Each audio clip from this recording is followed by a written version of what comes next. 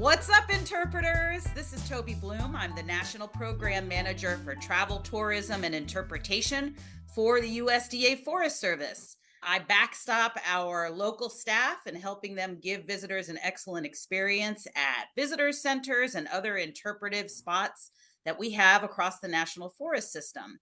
And I also work with our local gateway communities to make sure that they are benefiting from all of the recreation and fantastic activities that happen on our national forests. So we work with those communities to make sure that they're getting financial benefits, that folks that are coming to visit the national forests also come and visit those gateway communities to eat, drink, and be merry.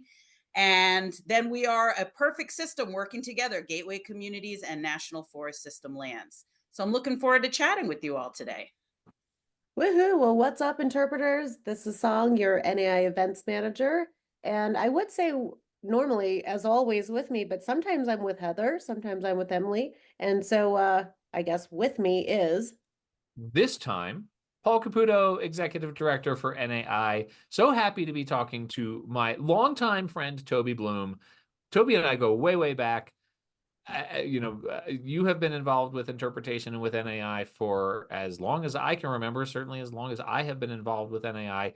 So it's a thrill to get to talk to you about the important work that you're doing at the Forest Service. Yeah, we can just jump right in. I mean, this is a real basic question we're going to jump in with here. Toby, it's fair to say, and I'm borrowing Song's term here, that you are a rock star in the world of interpretation. Before we talk about the work that you're doing now, how did you get involved in interpretation?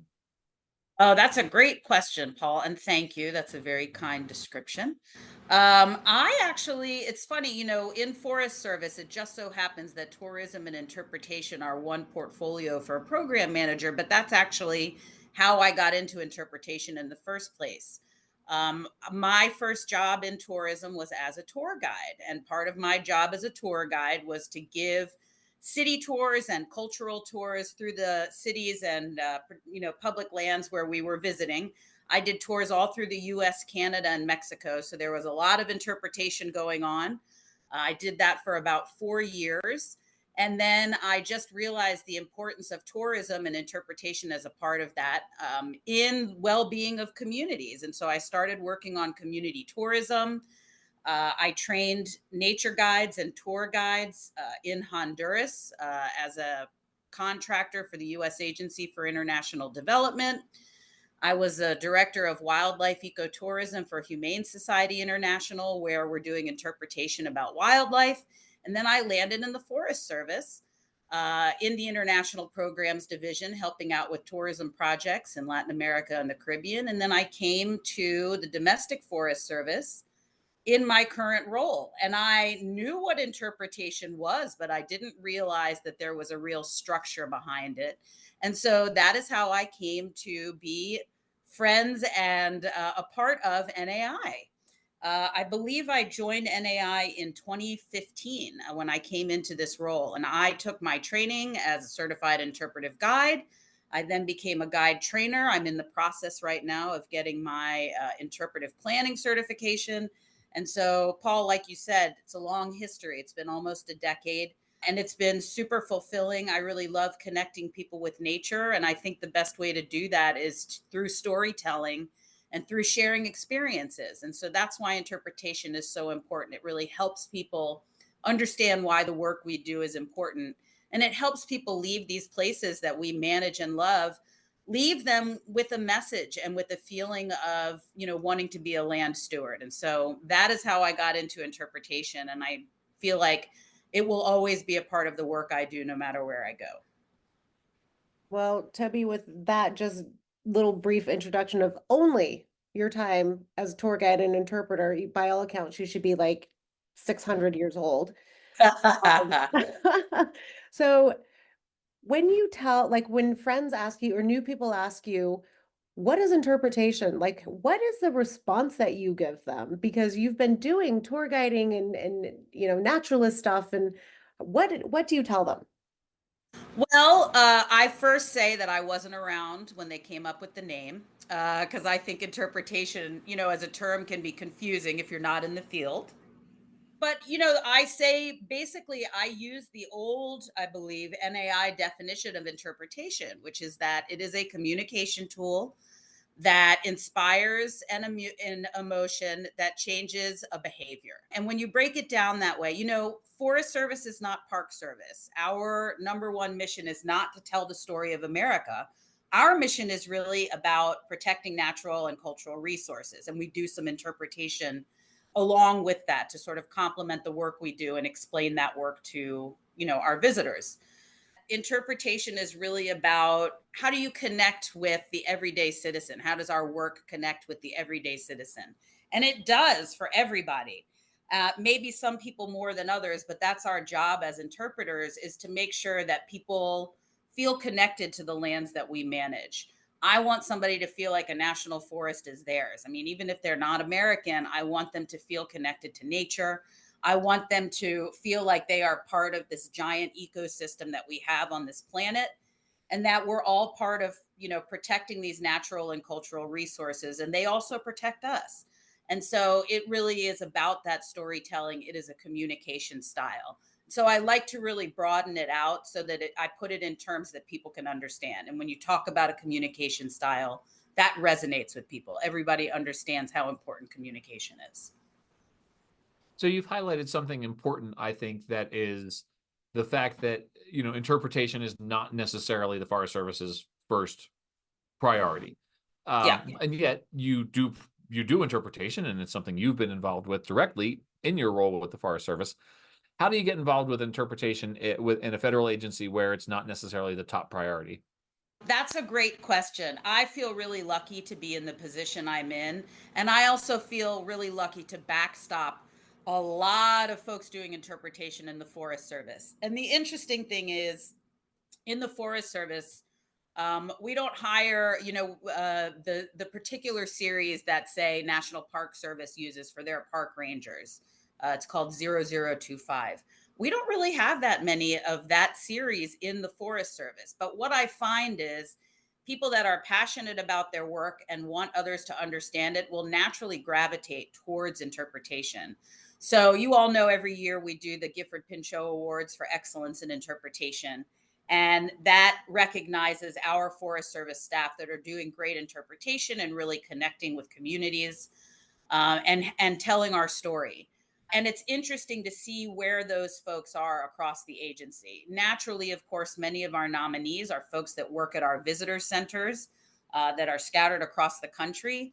Depending on your definition of visitor centers, we have like up to 127. We probably have about 55 or 60 major visitor centers, but then we also have ranger stations where other people are doing interpretive programming.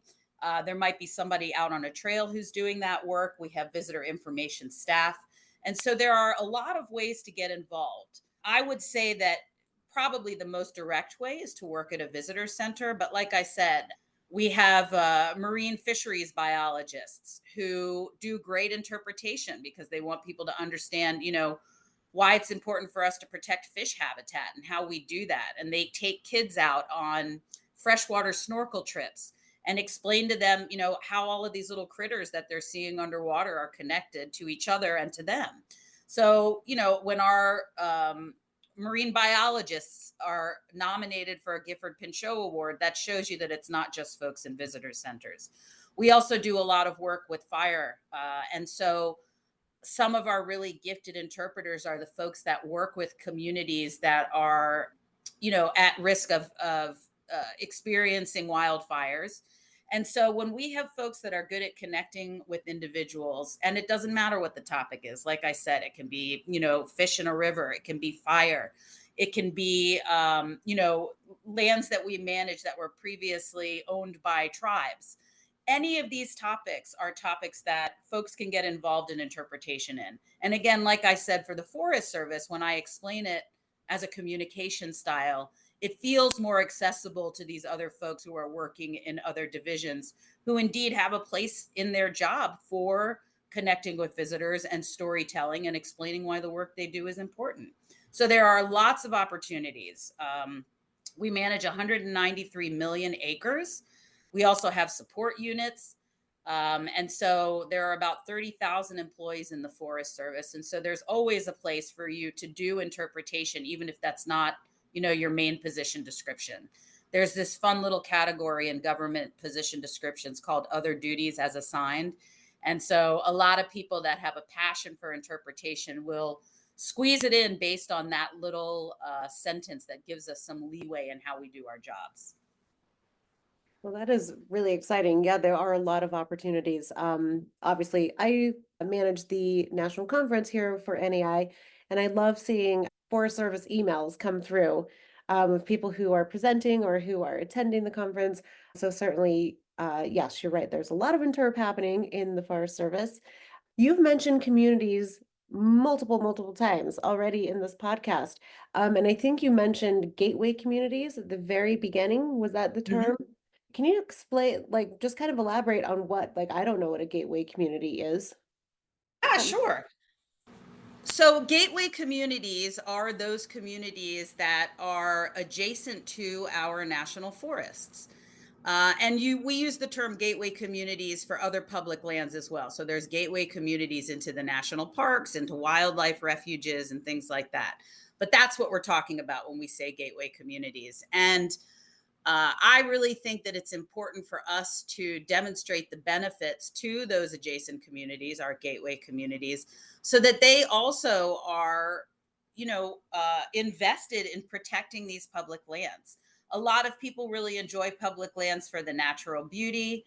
But if you live next to a national park or a national forest, and there are developers that are always interested in more land, there is this constant dynamic tension. And so it's really important that our communities support the existence of national forests and national parks and things like that. And so we really need to engage with them and make sure that that they're getting the benefits just as much as our visitors do and as we do who work for the Forest Service.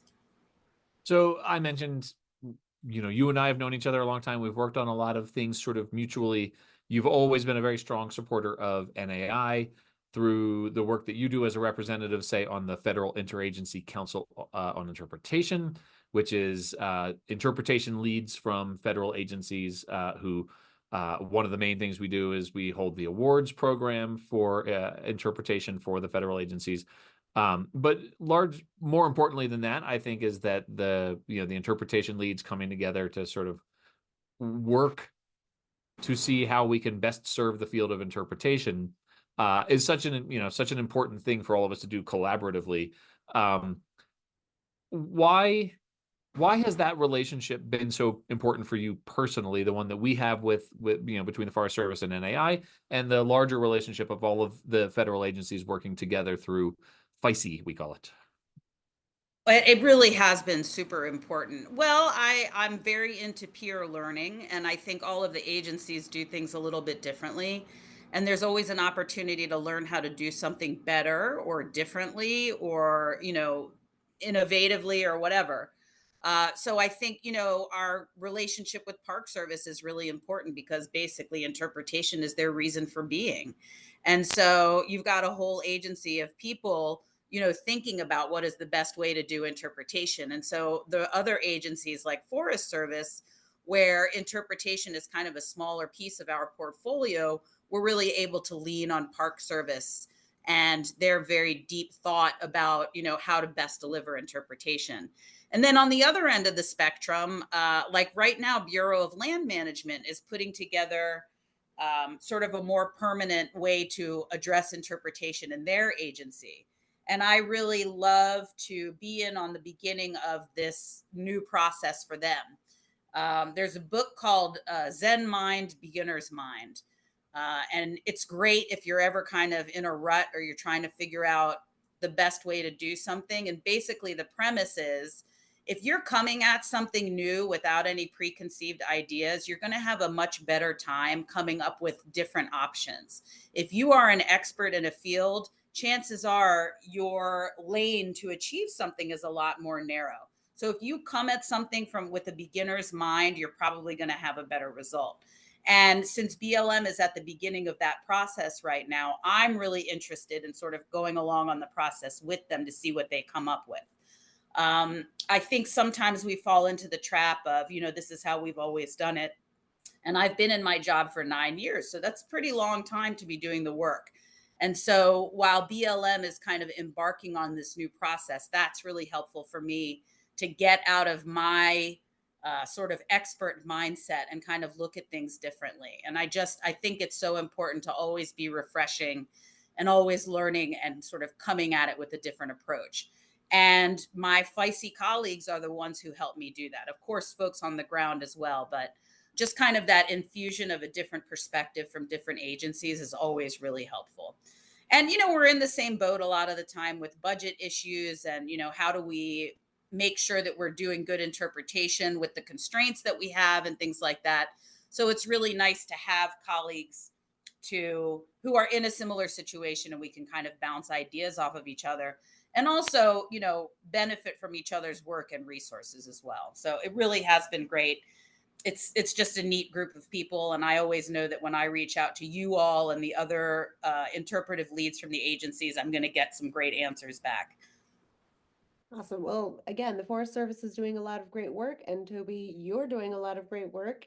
Is there an exciting upcoming project or new project that you're working on that you can tell us about? Sure. Well, this is a new project that is really based in a long, long time ago. Everybody knows 2026 is going to be the 250th anniversary of the signing of the Declaration of Independence. And big anniversaries like that are really kind of moments for reflection about our history and about our image as a country and how we see ourselves and, what are the important things of this country. And I think that without a doubt, one of the things that sets the United States apart from many other countries is our vast offering of public lands and waters.